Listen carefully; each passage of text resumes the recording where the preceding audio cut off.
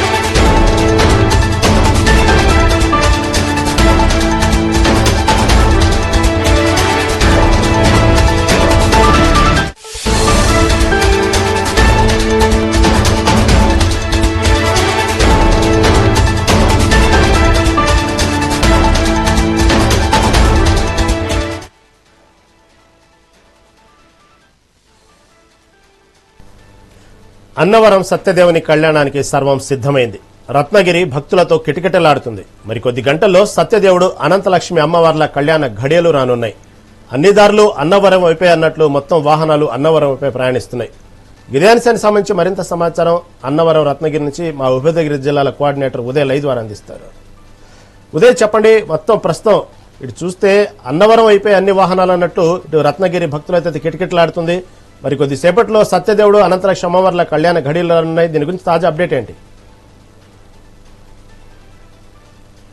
పొంగు బంగారంగా అన్నవరంలో నిత్య పూజలు అందుకుంటున్న వీర వెంకట సత్యనారాయణ స్వామి అనంతలక్ష్మి అమ్మవార్లు మరికొద్ది సేపట్లో పెళ్లిపీటలు ఎక్కనున్నారు.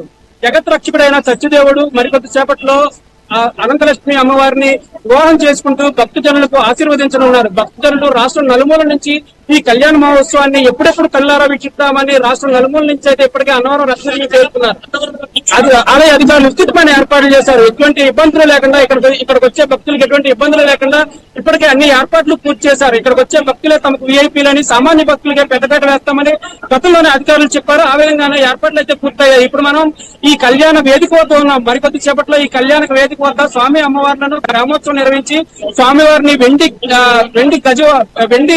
గరుత్మంత వాహనం పైన అమ్మవారిని వెండి గజ వాహనం పైన గ్రామోత్సవం నిర్వహించి ఇక్కడ శాశ్వత కళావేదిక వద్ద అమ్మవారిని స్వామివారిని తీసుకొచ్చి ఇక్కడ ఆశీర్వదం చేసి ఈ కళ్యాణ క్రతును అయితే వేద పండితులు ఎంతో వేద మంత్రోచ్చారణ మధ్య ఈ కళ్యాణ క్రతును అయితే ప్రారంభిస్తున్నారు. ఇప్పుడు మనతో మాట్లాడడానికి చాలా యువ చక్రధరరావు ఉన్నారు. ఆయనతో మాట్లాడుతున్నారు. ఈ కళ్యాణోత్సవాలకి రాష్ట్రం నలుమూల నుంచి భక్తులు అయితే తరలివచ్చారు. ఇప్పటికే ఈ కళ్యాణ మండపం అయితే భక్తులు ఇంకా భక్తులు అన్నవరపై వస్తున్నారు. అన్ని వాహనాలు అన్నవరపై ఇక్కడికి వచ్చే భక్తులకి ఈ కళ్యాణ మహోత్సవానికి ఏ ఇబ్బంది చేశారు? సత్యదేవాయ మహా రత్నగిరిపై వేయించేస్తున్న సత్యదేవుని యొక్క కళ్యాణానికి సర్వం సిద్ధంగా చేస్తాం. అన్ని రకాలైన ఏర్పాట్లు చేయడం జరిగింది. వచ్చిన ఈ వేలాది మంది భక్తులు కూడా మనం అన్ని రకంగా మంచినీటి వసతి, ఫ్రీ ప్రసాదం, ఫ్రీగా ముత్యాలు, తలంబరాలు పంచిపెట్టడమే కాకుండా మరి భక్తులందరికీ కూడా మనందరికీ ఏర్పాటు చేస్తాం. ఇవన్నీ కూడా భక్తులందరూ ఉపయోగించుకుని స్వామివారి కళ్యాణ ఆచారాలను కూడా కలిగించి స్వామివారి అంటే ఇప్పుడు అన్నదానం సమయానికి కళ్యాణోత్సవాలు వచ్చే ఏ భక్తులు ఆకృతులు అనుమతించకూడదని మీరు అన్నదానం సమయాలతో పెంచారు. అసలు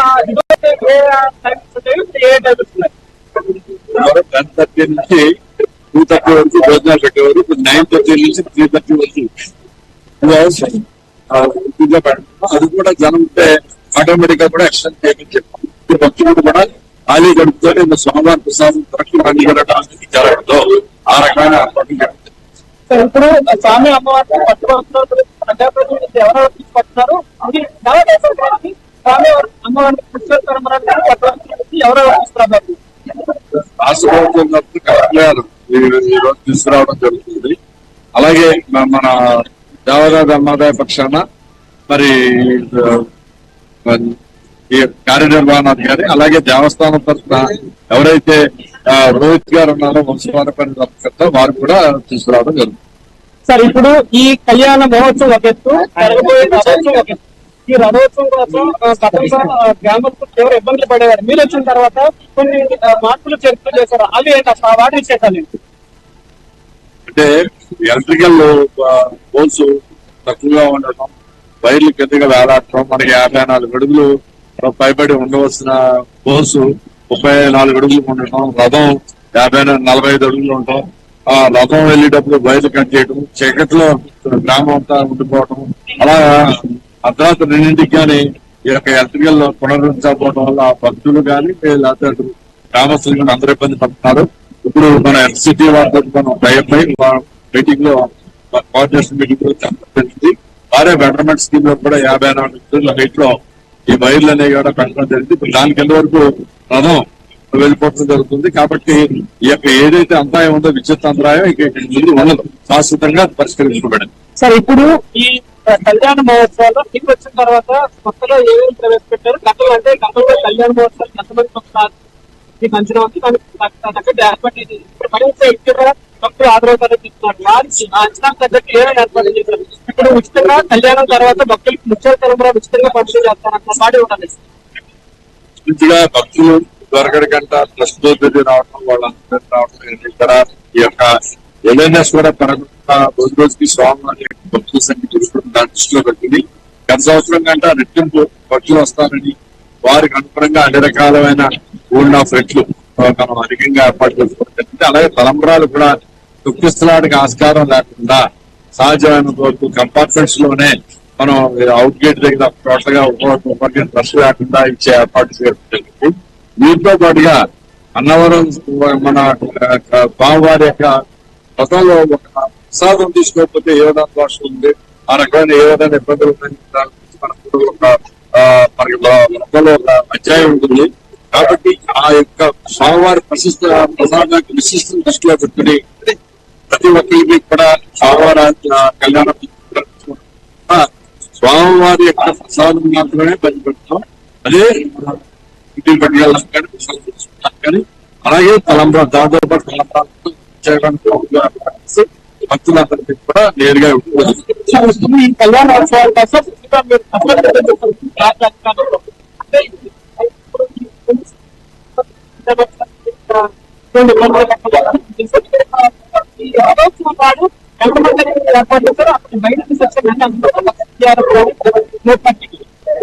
ప్రత్యేకంగా మేమే మా యొక్క సిబ్బందిని కాకుండా 45 మంది ఇది కాకుండా 150 మంది హైర్ చేస్తుంది. ఇది కాకుండా టోటల్ గా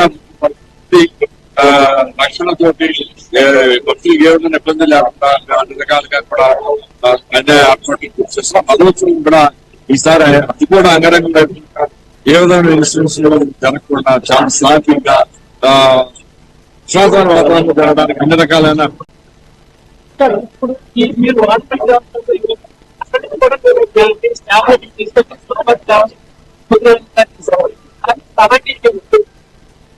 ఏం లేదండి. అక్కడ లక్ష దర్శించుకున్నాం. ఆ క్రౌడ్ ని మేనేజ్మెంట్ చేయడంలో ఒకేసారి విపరీతంగా మీకు ఎట్లు పెరిగిన క్రౌడ్ ని వాళ్ళు మేనేజ్ చేయడానికి కొంచెం అనుభవం ఉంది. కాబట్టి మనం అక్కడక్కడ చూస్తున్నాం కాబట్టి వాళ్ళు కూడా వాళ్ళ సాంబార్లో భక్తులకు ఉపయోగపడాలని దృష్టిలో వాళ్ళు తీసుకురావడం జరిగింది. ఈ రోజున వాళ్ళు కూడా సంపూర్ణంగా ఇక్కడ సోమవారి సేవలో నిమగ్నమై భక్తులకి మంచి సోమవారి కళ్యాణ సిద్ధం మన సాయం. ఇప్పటికే ఇక్కడ మన కళ్యాణం అయితే ఈ కళ్యాణ సుమారుగా 9:30 నుంచి 9:35 మధ్యలో సోమవారం ఇక్కడ కార్యక్రమం అవుతుంది. మంచిగా 11:30 నుంచి 11:30 మధ్యలో ఈ యొక్క కార్యక్రమం మేము అనుకుంటున్నాం. మంచిగా జనరల్గా జరిగే టైం కూడా ఇక్కడికి వచ్చే భక్తులకి ఎటువంటి ఇబ్బందులు లేకుండా ఇప్పటికే అన్ని ఏర్పాట్లు పూర్తి చేశాము. వివిధ శాఖల అధికారులతో సమీక్షా సమావేశాలు అయితే నిర్వహించాము. ఎట్టి పరిస్థితుల్లోనూ ఈ కళ్యాణ మహోత్సవాలు సక్సెస్ఫుల్ గా పూర్తి చేసి భక్తులు ఇదిలో ఒక చిరస్థాయిగా నిలబడిపోయేలాగా ఈ సత్యదేవుని కళ్యాణం జరిగి తీరాలని యువ చక్రధరరావు చెప్తున్నారు. మరోవైపు రాష్ట్ర ప్రభుత్వం తరఫున కలెక్టర్ అలాగే విజయవాడ ఆలయం నుంచి అలాగే తిరుమల తిరుపతి దేవస్థానం నుంచి కూడా ఆ ఆలయ అధికారులు అయితే ముత్యాల తలంబరాలు అయితే ఇక్కడ తీసుకొచ్చే ప్రయత్నం చేస్తున్నారు. మరి కొద్దిసేపట్లో ఇక్కడ స్వామి అమ్మవార్లకి అయితే ముత్యాల తలంబరాలు అయితే సమర్పించడానికి అన్ని ఏర్పాట్లు చేశారు. మరోవైపు ఇక్కడ ఈ రోజు రాత్రి 9:30కు ఇక్కడ కళ్యాణోత్సవం ప్రారంభమవుతుంది. ఈ కళ్యాణోత్సవం తర్వాత భక్తులందరికీ ఉచితంగా తలంబరాలు పంచిపెడతాము.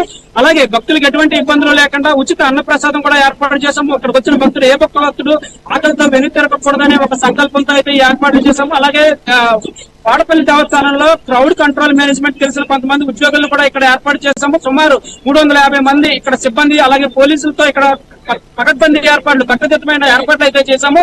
ఎటువంటి ఇబ్బందులు లేకుండా ఈ కళ్యాణాన్ని సక్సెస్ఫుల్ గా కంప్లీట్ చేసి తీరుతామని ఈవో చక్రధరరావు చెబుతున్నారు.